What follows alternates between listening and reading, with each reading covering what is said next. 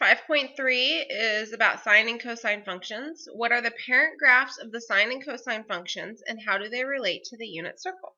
So in our 5.3 exploration, we created the graphs of sine and cosine. So the sine parent graph looks like this, and the cosine parent graph has an a y-intercept of 1, and looks like this. So you want to become very familiar with these. Okay, well, this is a pretty bad graph, but you want to become really familiar with these because these are your parent graphs, okay? In your textbook, and you can always put them into your graphing calculator, but in your textbook, they show them with several periods. So here's our sine function, and when we graphed our sine function, we started at 0, 0, and ended at 360, 0. These keep going. These are periodic functions, so they keep going. They repeat themselves over and over and over and over and over in both directions forever. Okay, and here's our cosine graph starting at the y-intercept of 1, and then its period comes back at 360, we're up to 1. Okay, but they keep going forever and ever and ever and ever and ever. And these are really used for things like any type of wave measurement, like sound waves, for example. Maybe tides, right? The tide comes in every day, the tide goes out every day. Electricity, so electrical currents. If you decide to become an electrical engineer, you'll need to work with these. Earthquakes, and so on and so forth. So there's a million examples out there where these are applied. So this is a periodic function, and that basically means that the values repeat at regular intervals. I'm not going to copy that down because I think you did your first exploration in this chapter about that.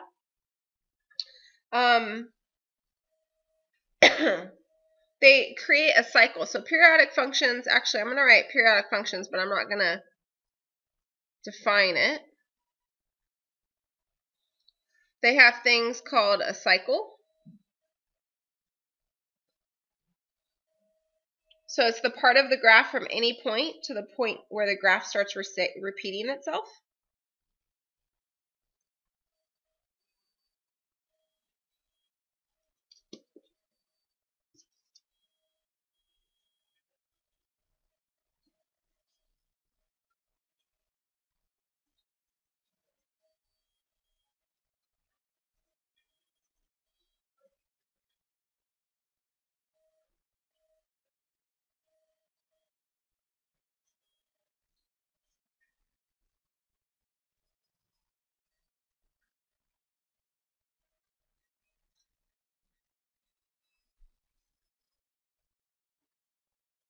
So in our exploration, we only did one cycle.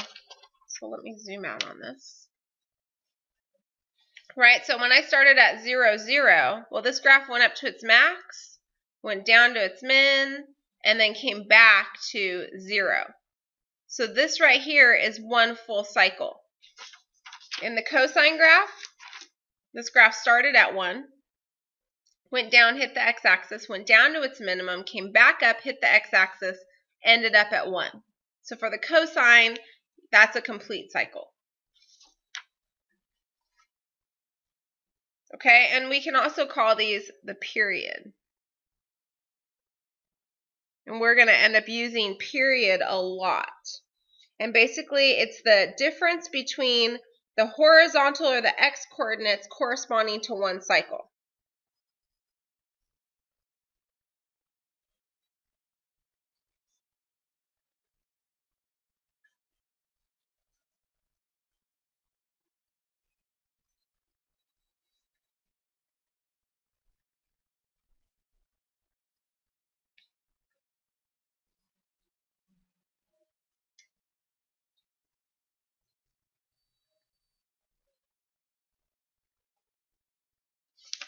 So the question would be, how many periods do we have here? So looking at my sine graph, this is one full period, okay? One cycle. We started here, we went up, we came back down, we got back to 0. Okay, that's one full cycle. It's also one full period, okay? This is 360 degrees. So if you think about going around like your unit circle, you go around that circle 360 degrees. That was one full revolution. So this gives us one period. Okay.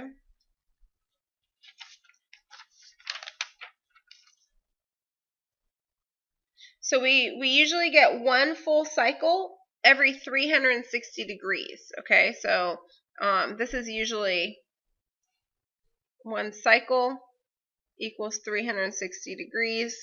Same with period. So one period would also be another 360 degrees.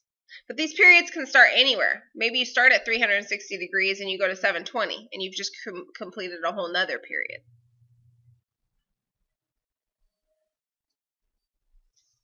All right, so talking more, and we've already done this, but just as a reminder, sine of theta is always going to be opposite leg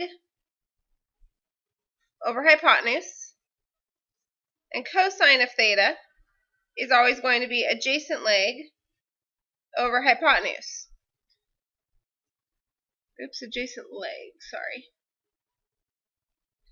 Okay, last year what we did was we took a unit circle and we created reference angles. So here we drew a 30-degree angle, then a 45-degree angle, then a 60-degree angle, and then we went up to 90 degrees.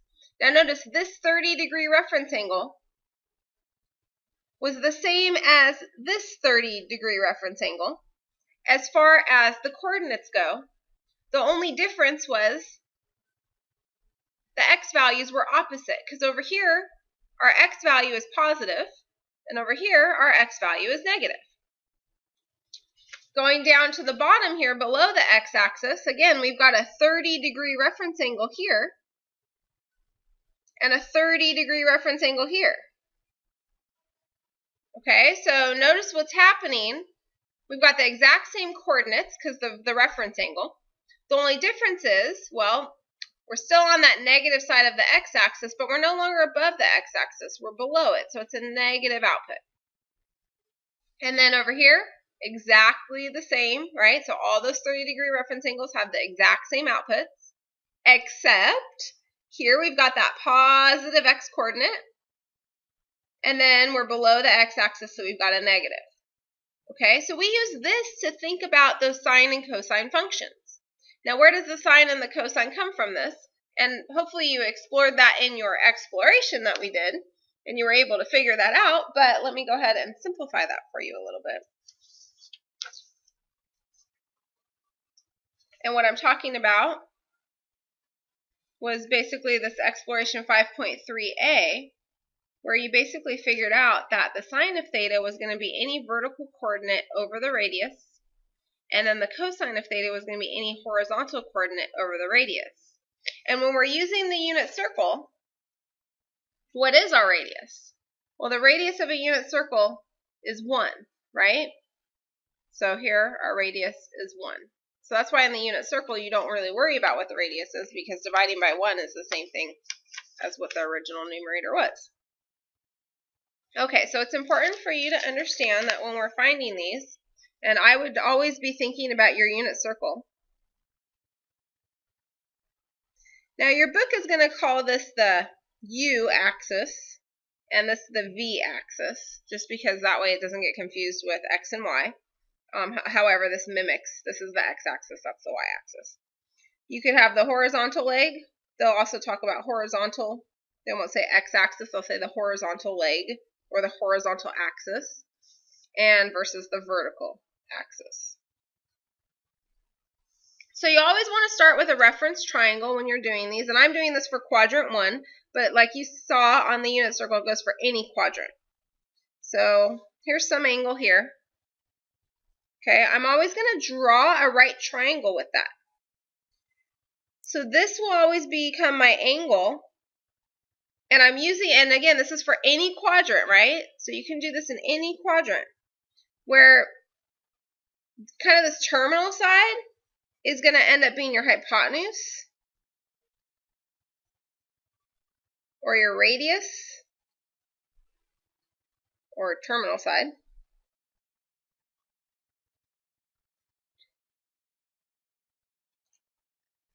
Okay, and then you're also going to have the vertical leg, which is your opposite leg, right? That's opposite this reference angle. And then, so we'll put opposite. And then you're also going to have this horizontal leg, which is here.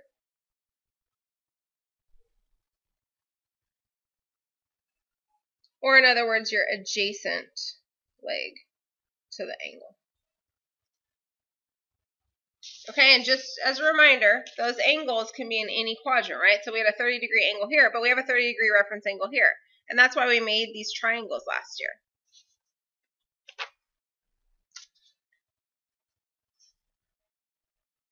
Okay, and so this shaded in region here is what we call our reference triangle, and it's always a right triangle because I drew this line down perpendicular to the x-axis or to this horizontal axis. So this thing in here is called our reference triangle. And when we made our unit circle, we used our reference triangle, or reference triangles, we had several of them, to figure out what the x and the y values would be at every place where it intersected our unit circle. And if you remember,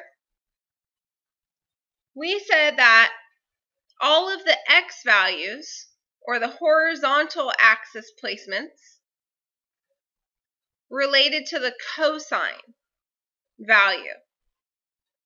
And all of the y, or vertical outputs here, related to the sine value of that angle. So for example, at cosine of, let's say, 60 degrees, this one here, cosine of 60 degrees will give us a cosine of 1/2 and a sine value of √3/2.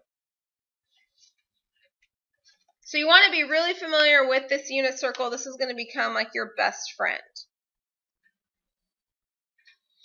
For any angle, now let's say that you're not just dealing with the unit circle. So for this is any angle out there. Okay, so the sine of theta is basically whatever's on your vertical over the radius. Right? So it's opposite over hypotenuse. Well, if you're on a circle that's bigger, has a bigger radius than just 1, then you're obviously going to not use just, why did I say radical? Radius. Then your radius will be something other than 1. However, if you're on the unit circle, then it's 1. Okay, so you're going to do the vertical leg over the radius. And then the cosine of any angle can be found by doing the horizontal component, the horizontal leg over the radius. Again, in the unit circle, which is usually what we're working with, the radius is just 1. Okay, so that's always going to give us some point here. This point is going to be cosine theta, because you take your horizontal component first, and then sine theta. Okay, and you want to keep this in mind, and we've got this written all over your unit circle, right? So xy corresponds with cosine theta, sine theta, or the horizontal cosine, the vertical sine, and every single one of these points then. So, you know, cosine of 60 degrees is 1/2. Sine of pi over 3, which is also 60 degrees, is √3/2. Okay? Now, I really like the exploration that we did, this 5.3a. I would highlight this, or I would rewrite this. But basically, this is going to tell you in which quadrant sine or cosine is positive or negative. Okay? I would commit this to memory. You don't have to memorize it. It's very obvious here, right? Again, I've already gone over this. But, you know, for example, cosine in quadrant 2 is going to be negative, because we're in the negative section of the x-axis. Okay. Let's do some examples. Oh, and you're also going to want to commit these graphs to memory. Okay, and we'll put these into your parent graphs as well. But the sine graph, make sure you know how to do it, and the cosine graph as well. make sure you know how to do that. So far we're just in degrees, so if you're struggling with remembering your radians, don't worry too much about that. We will come back and explore radians all over again. Okay, so let's do some examples.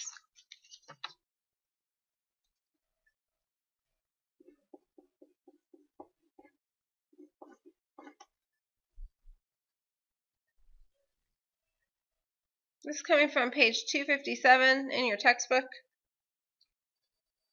All right, so we want an angle. We want theta equaling 147.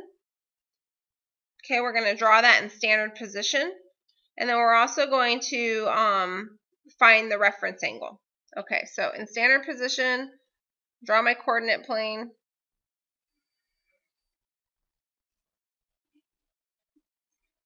Now 147 degrees is going to be more than 90 degrees, but less than 180, so it's in here somewhere. I'll show that it's 147 degrees, like that. Giving me a reference angle. So I'm going to draw my reference triangle here. So that means that this reference angle right here is going to equal 33 degrees. Now I'm going to find cosine of 147 degrees using my calculator. And I'm also going to find cosine of 33 degrees using my calculator. And let's see what we get here.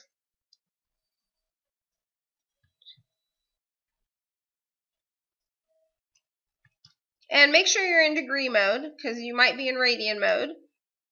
Okay, so I get negative 0.839, let's just say.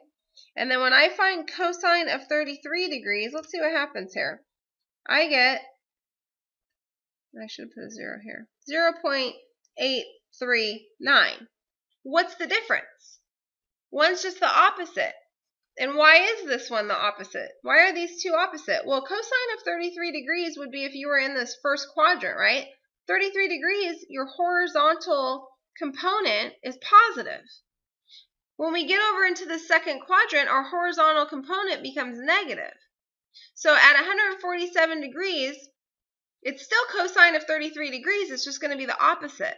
So a lot of times what you're going to do in these problems is you're going to find your reference angle. You're going to figure out what cosine is, and then you're going to think to yourself, well, which quadrant am I in? Cosine corresponds with horizontal component, or with the x-axis, and therefore I need to be thinking, well, if I'm in the second or the third quadrants, these have to be negative. If I'm in the first two, or the first or the fourth quadrants, then my cosine is going to be positive because I correspond with the positive side of the x-axis. Okay. Let's do example 2, which is just the next page.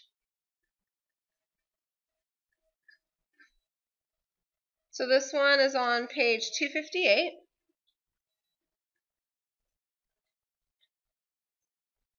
All right, so we get the terminal side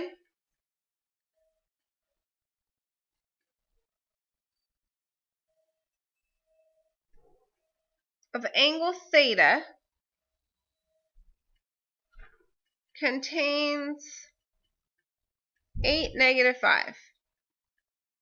We're going to sketch the angle in standard position and use the definition of sine and cosine to find sine theta and cosine theta.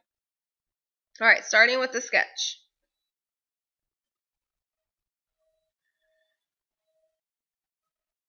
Okay, I probably didn't do a very good job with that. It probably should be a little bit more negative.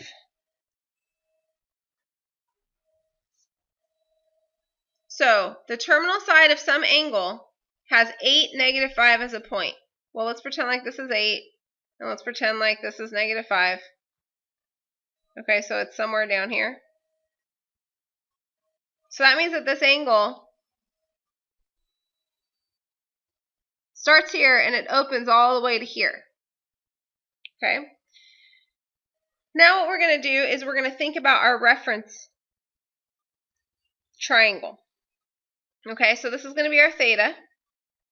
Now this side here, it has to be 5, right? It's a length of 5. That's our magnitude. And then this side here has to be 8. Okay, so let's think about this. If I'm going to find cosine of this, cosine's going to be positive, right? Because I'm in the fourth quadrant, so I have a positive horizontal component. Okay, right? Because 8 is positive. Okay. However, in this fourth quadrant, my sine value, which corresponds with my vertical component, is going to be negative because I'm below the x-axis. Okay, so just thinking about that, and then we're just going to use those definitions. So we know that sine of theta is going to be the vertical over the radius. So it's going to be -5 over, okay, now we don't know the radius, so we got to figure that out, and hopefully this is not a big deal for you. So I'll call this r right now. So I know that r squared equals 25 squared. Oops, 25 squared. I mean 25, because that's 5 squared, plus 8 squared, which is 64. So r squared is equal to, oops, what is that, 89? Or in other words, r is equal to the square root of 89. So my radius is the square root of 89. If I put this into my calculator, I've already done it, we're going to get approximately 0.5299. Okay, and then let's also do cosine of theta. Okay, so this is going to be my horizontal now over my radius. My horizontal component is 8 over root 89, which will give you approximately 0.8479. So those will be our two answers. Again, this is not a unit circle. So, right, our radius is not 1, so we are not dealing with the unit circle there. Okay, and we're just going to do example 3 really quickly here. It's in your textbook, same page as the last one. You're going to take the parent sine graph, and you're going to use a transformation to come up with y equals 4 times sine of theta. Now you should notice that 4 is the vertical dilation factor. So what you would do, start with the parent graph, and then find some key points and realize, okay, well that's a vertical dilation factor of 4, so I'm going to multiply the outputs by 4. So for example, this point here, that output is at 1. Well, if I multiply that by 4, it goes up to 4. Whereas other points, when its output is 0, you multiply that by 4, you get 0. So choose the easiest points to work with, like outputs of 1 and outputs of -1. Those will be the easiest to work with.